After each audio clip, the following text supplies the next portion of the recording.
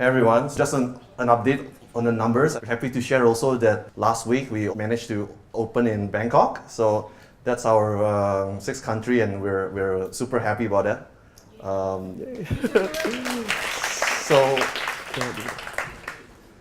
can I get a raise of hands first? Like, you know, who here has tasted our snacks? Okay. And who here hasn't? Hasn't? Awesome. Yeah, you know, so every time I see this, you know, I'm not only like super appreciate all of you who like continue to support us, but you know, at the same time, it also like reminds me that you know the journey is still so far ahead, and you know, I hope I can change all of you who you know haven't tasted us. So yep, you know, I'm gonna try and share you know as much and you know as fast as I can, and then after that, you know, we'll do a Q&A, so all of you can ask questions as well. Okay. A little bit about myself. My name is Ircahn. I'm co-founder and COO of IRVINS. Some things that I do on a daily basis as a COO, I focus a lot on OKRs, process improvements, process automations, culture, tech, brand and customer experience, and manufacturing and supply chain. Basically, to be honest, I don't really look at myself as an entrepreneur. I think my elder brother, Irvin, hence the name, you know, he's more of the biz dev and an entrepreneur guy. I'm more of a company builder. So every day, all I focus about is just tech building, company building, and cultural building. Yeah. So that's my context in terms of our sharing and our journey. So a super fast journey recap, because you know hopefully you know all of you know our story roughly. Basically, my brother started off his seafood restaurant at the junction of River Valley Road in '08, and as a seafood restaurant, his specialty was salted egg crabs, sold at I think about $18 or something like that. So like it was really popular, and you know from there he moved to Upper Thomson, his restaurant, and he started to experiment with more salted egg dishes. So not only on a salted egg crab, but other salted egg dishes as well in Upper Thomson area. One of the key reasons, and you know, because market is so hard, you know, F&B is so hard to sustain it in Singapore, that you know forces you to, you know, you have to innovate to survive, right? So then he started to experiment. You know, what if my specialty in salted egg crabs, you know, can we do and you know experiment on other wider product range as dishes in the restaurant. So he started doing salted egg chicken, you know, salted egg this, salted egg that. I think he had like 20 to 30 salted egg dishes, and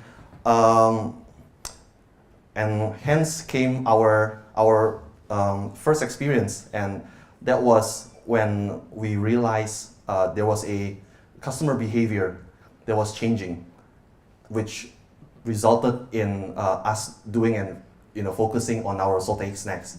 So we were not really you know solving any pain point like your typical startup would think about, you know, where's your pain point, so on and so forth. For us, it was just our customers who dine in, they love our salted egg dishes, and somehow we realized, hey, you know what? They really love two particular dishes, salted egg potato chips and a salted egg fish skin. And they love it so much that they want to bring it back home as takeaway. So, you know, they start to take away on and on and on. It's like, hey, you know what? Since they love to take away, how can we build a better experience? Oh, we package it, right? So then we started to, you know, package it in transparent pouches, make it easier, you know, for our customers to take away, you know, and they started to love that. So then, as a result, you know, okay, you know, how can we make it somewhat better by like 2x, you know, then we just, let's do the branding a little bit better. do some parts here better. So you can see some of our early years branding is like, starting to show up there. You can see that actually our seafood restaurant brand is still there, and the tagline is still extremely delicious and not like now. So from there, doing all those takeaways, selling the jars in the restaurant, it sells really well every day. So then we started thinking, hey, you know what? How can we bring this experience and products to our customers? So we started to do pop-ups in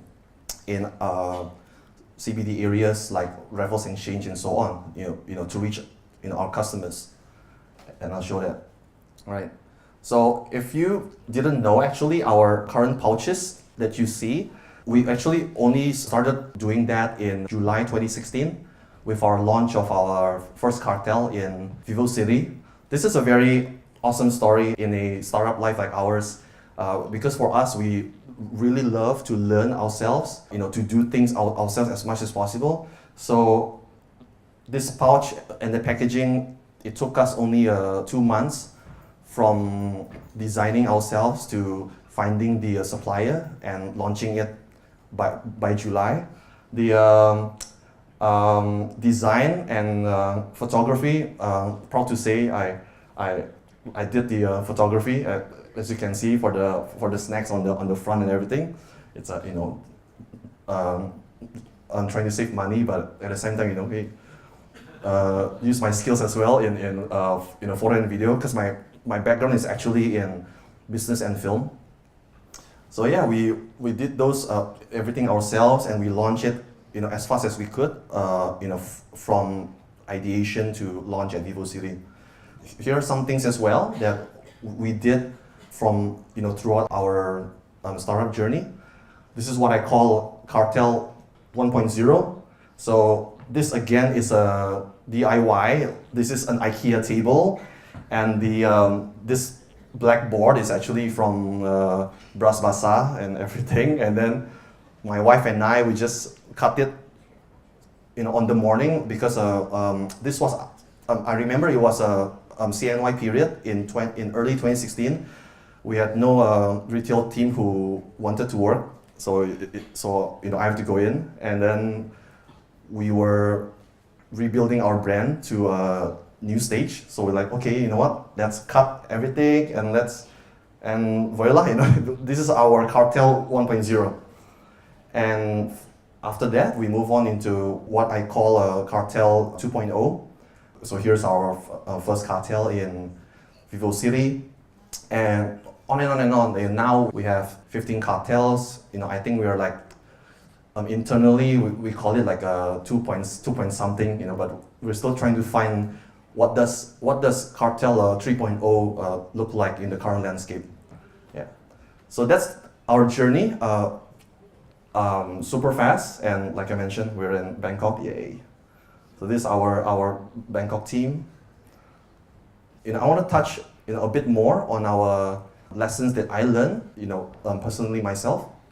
The first one, I get this a lot, and I'm pretty sure many entrepreneurs and would-be entrepreneurs ask this all the time, right? What is most important? Is it product? Is it people? Is it process? If you like to read TechCrunch or Silicon Valley or VC mindset, you just get the best people and everything works out by itself, right? Best people will always make great products. Then you have the other side. You need great products to be able to make it happen. Or the other side, no matter you have a great product or great people, but if you don't have the right process, it's not gonna work.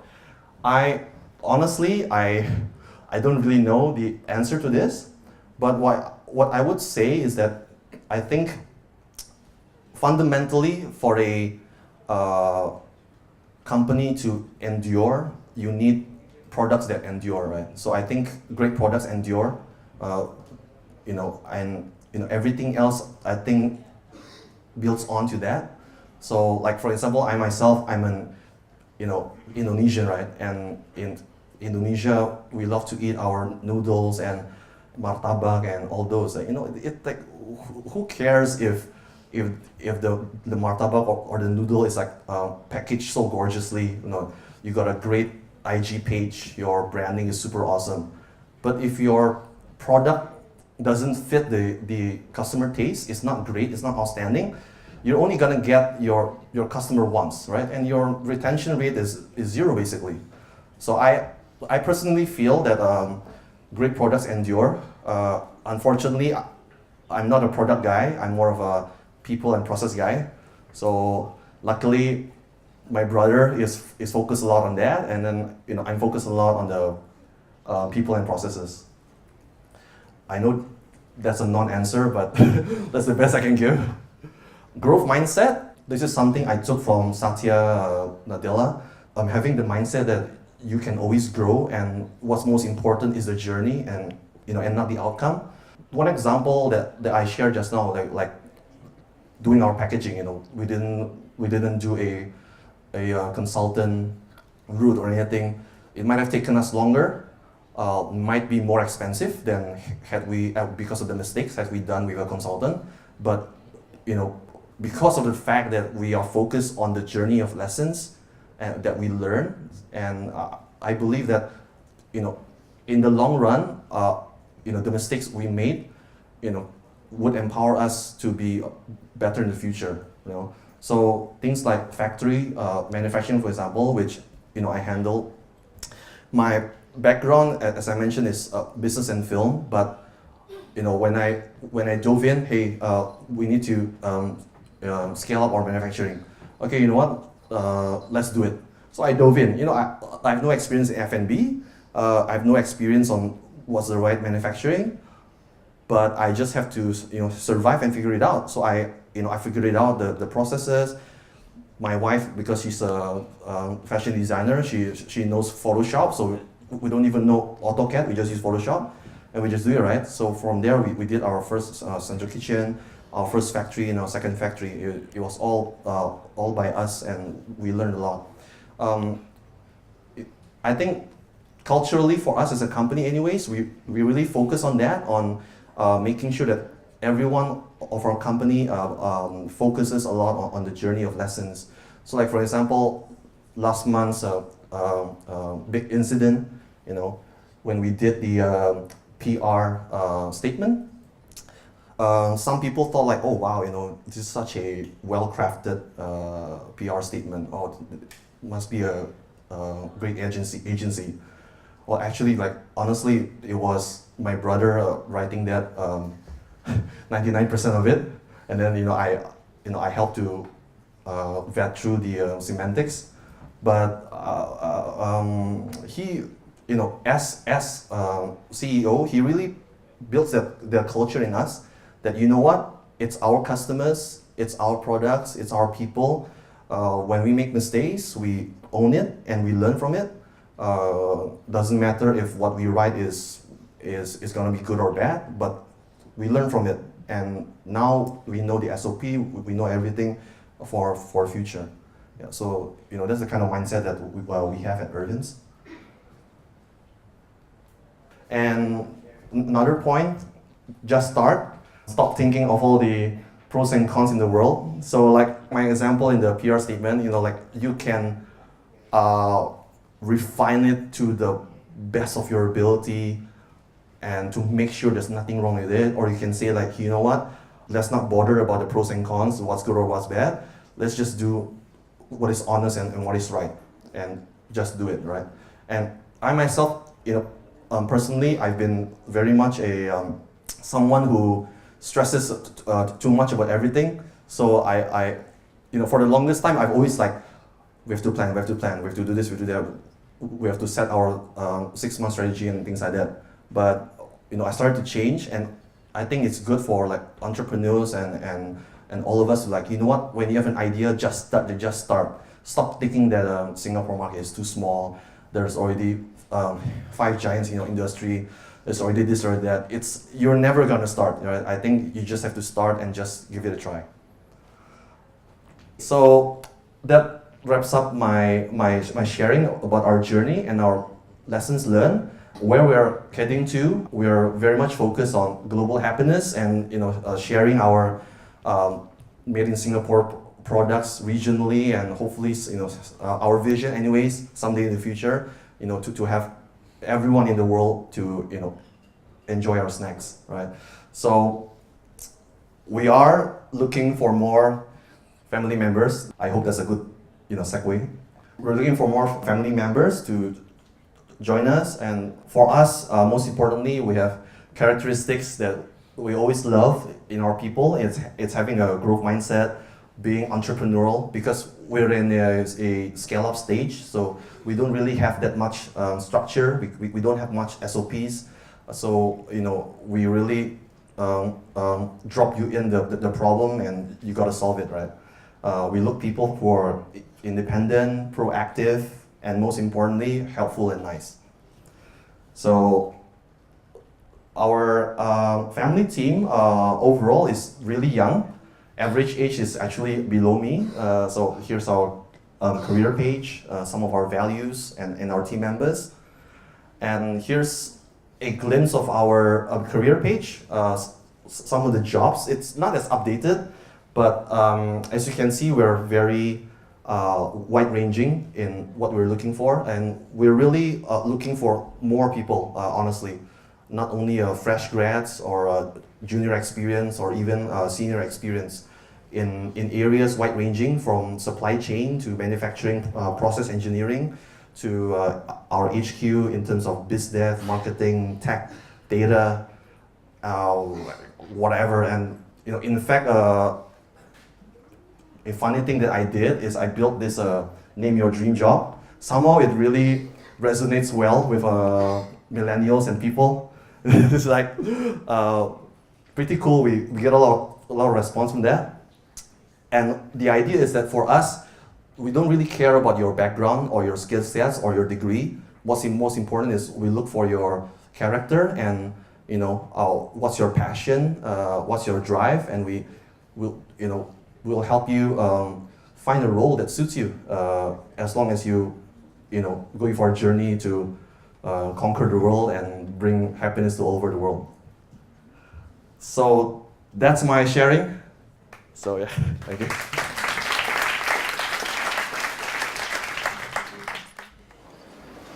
Just you might share your turnover like for last year, and are you profitable already?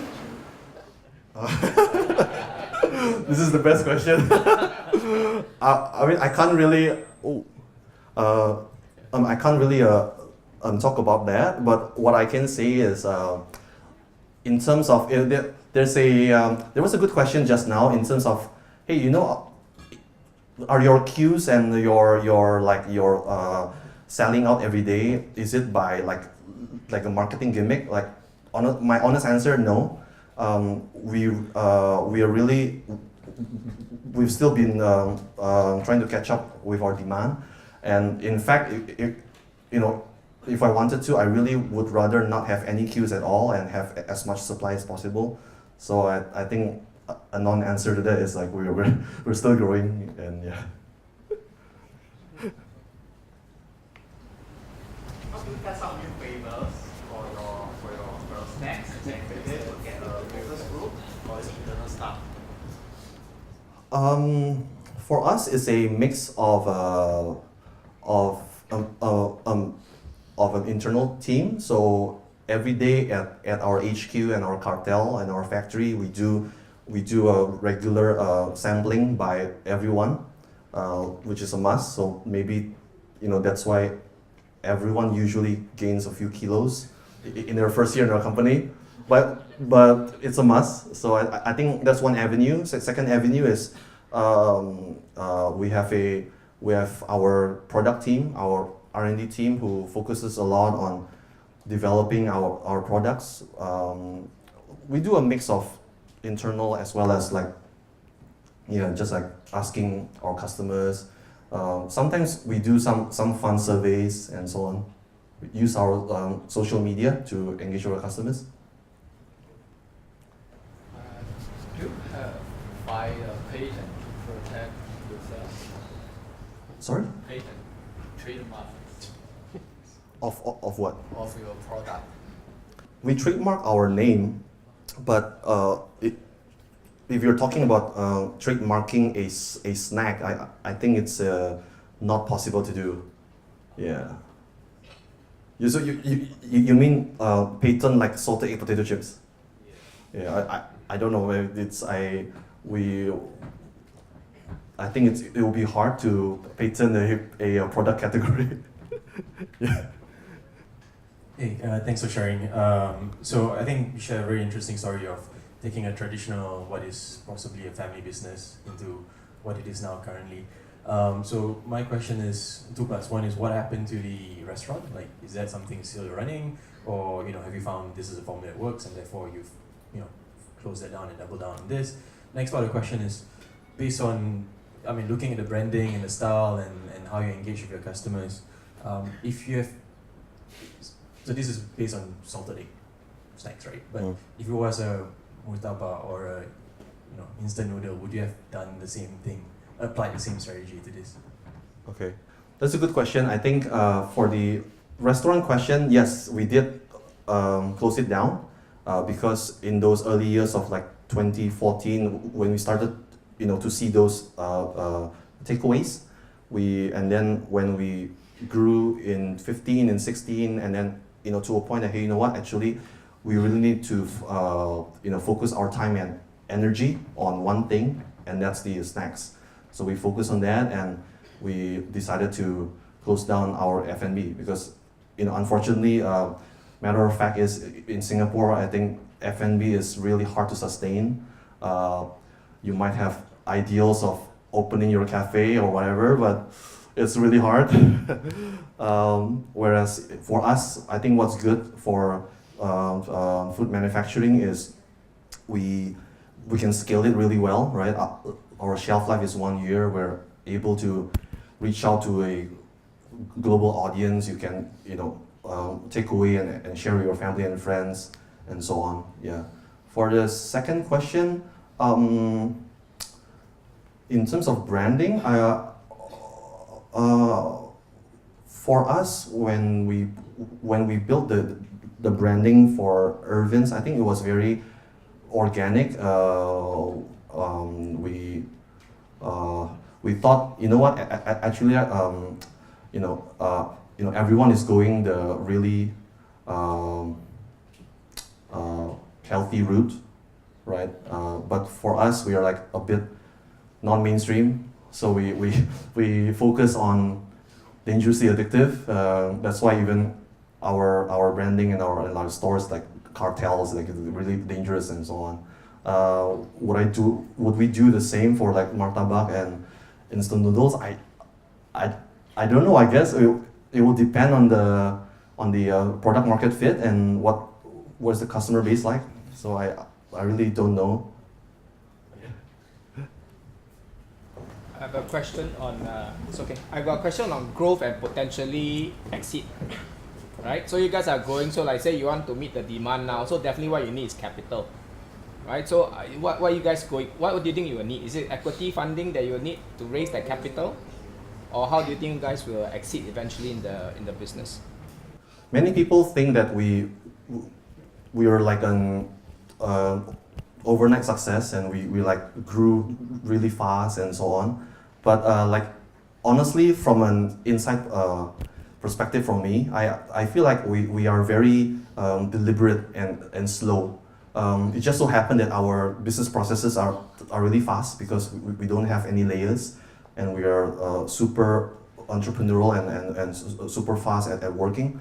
But in terms of our growth as a company, I feel like we are very deliberately slow, and we really prioritize a culture of frugality, and like we don't want to be your typical startup that really burns every month. So we're very deliberate. When we can open a new store, we'll open it. When we can scale to a new factory, we'll open a new factory, and so on. Yeah. So for us, I think exit, honestly, I don't know. But for us, anyways, we believe our journey has only just begun, and for us as a company, we really have a vision to reach the whole world. So I think that's not just a 10-year roadmap, but I think it's 50 years, 100 years. So I think we still have a long way to go. But you still need capital to grow, right? Eventually. Well, but if we're frugal about it, and we're very careful in our growth and our building of our company, I think we should be all right.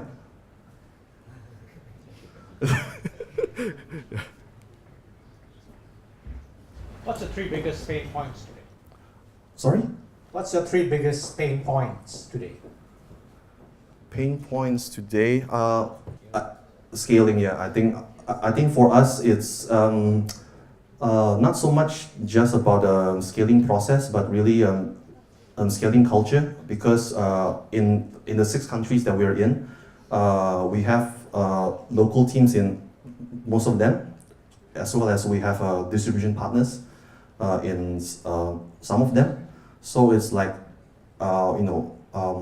even though our company is actually 10 years old, but as a startup brand of like IRVINS itself, we're only barely 4 or 5 years old. So like now that we're in 6 countries, the pain point is really how do we build that regional culture, communication-wise, value-wise. How do we impart our HQ culture to every local team, but at the same time knowing and consolidating their local values and local culture as well.